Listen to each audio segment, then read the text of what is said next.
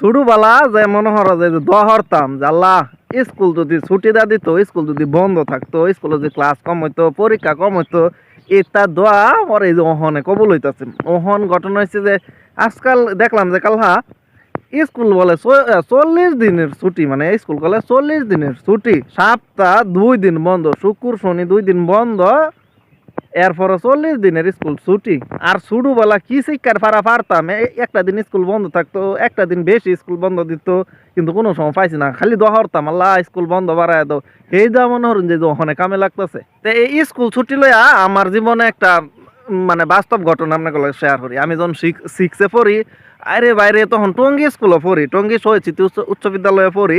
তা মনে করো এটার মধ্যে কি একটা অবস্থা, মনে করো যে প্রত্যেক মাসে একটা হইরা মূল্যায়ন পরীক্ষা, এরপর বছরে 4টা সেমিস্টার পরীক্ষা, মানে পরীক্ষা দিতে দিতে দিতে দিতে আমি কাইল, মানে এত পরিমাণ পরীক্ষা স্কুল, মানে এত কষ্টের লেখাপড়া রে ভাই। আমার লেখাপড়াত মন হই মানে কোনো ভাই মন বইতারি না। পরে কি করতাম, বাইতে স্কুলে যাইতাম, তা আমার বাসাতে স্কুলে একটু দূরে, তো বাইতে মনে বাসাতে স্কুলে যাইতাম ঠিকই, কিন্তু স্কুলে আর যাইতাম না। আমি কি করতাম, রেল লাইনকে বইয়া থাকতাম, ওই গেমসের দোকানে বয়ে থাকতাম, বালুর মাডোকা টিকিট খেলতাম, মানে হাতে ফি ঘুরা গাইরা ওই যে তুরাক নদীর ফারকা বয়ে থাকতাম, ইত্যা হইরা সময় কাটাইতাম।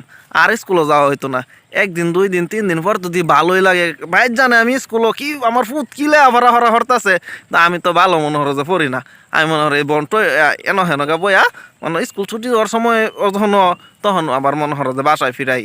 এবার যাইতে যাইতে তো মনে হর যে পুরাপুরি 1-1.5 মাস 2 মাস হয়ে গেছে গা। পরে যখন মনে হর যে পরীক্ষার সময় আছে, মানে সেমিস্টার পরীক্ষার সময় হয়ে গেছে গা, পরে মনে হর যে স্কুলতে আমার বাড়ির চিঠি পাঠাইছে লোকদা যে আপনার ছেলে তো প্রায় 1 মাস ধরে 1.5 মাস ধরে বিদ্যালয়ে আসেনি, সে কি পরীক্ষা দিবে? যদি পরীক্ষা দেয় তাহলে সম্পূর্ণ বাকি পরিশোধ করে যেন সে তাকে আবার সে যেন পরীক্ষা দেয়।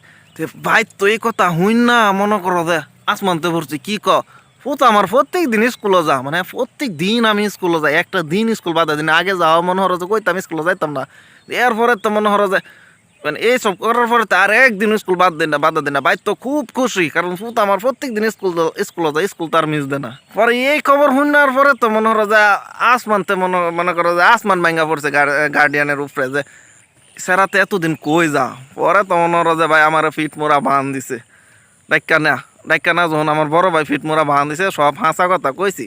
তে হাসা কথা কর পরে রে ভাই, আমার বড় ভাই বাইরে মনে আছে তার আছেন টাঙ্গানি, এই তারের মধ্যে আমার হাত পা বাইন্দা, মানে আমার হাত বাইন্দা উর্ফের ফি জুলাই থুয়ে দিছে, মানে আমার হাত বাইন্দা উর্ফের ফি দে আমার জুলাই থুয়ে দিছে, যে 1 মাস ধরে কই গেছি, স্কুলও গেছি নাতে। পরে সব শেয়ার আইছি, এই যে এই লাডি খাওয়ার পরে যে ভালো হয়েছি এই পর্যন্ত আর কোনো সময় স্কুল মিস দিস না, এরপরে ঠিক ভালো হয়ে গেছি।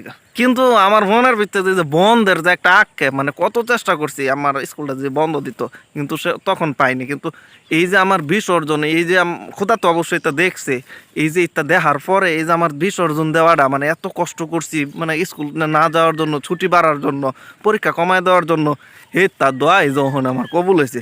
অহন মনে করো আমি তো পাইছি না, কিন্তু এই যে আমার ছোটো ভাই আনসারি বাইকনারা এরা পাইলছে। বছরে মাত্র 2টা পরীক্ষা, 40 দিন 50 দিন বছরে ছুটি, সপ্তাহে 2 দিন ছুটি, আর কি লাগে। এই যে ছোটোবেলা যে দোয়া করছিলাম লাডি ফিটনি খাইয়া যে আল্লাহ ছুটি বাড়ায় দাও, পরীক্ষা কমায় দাও, এই দোয়া ওহনে কবুল হয়েছে, বুঝছো।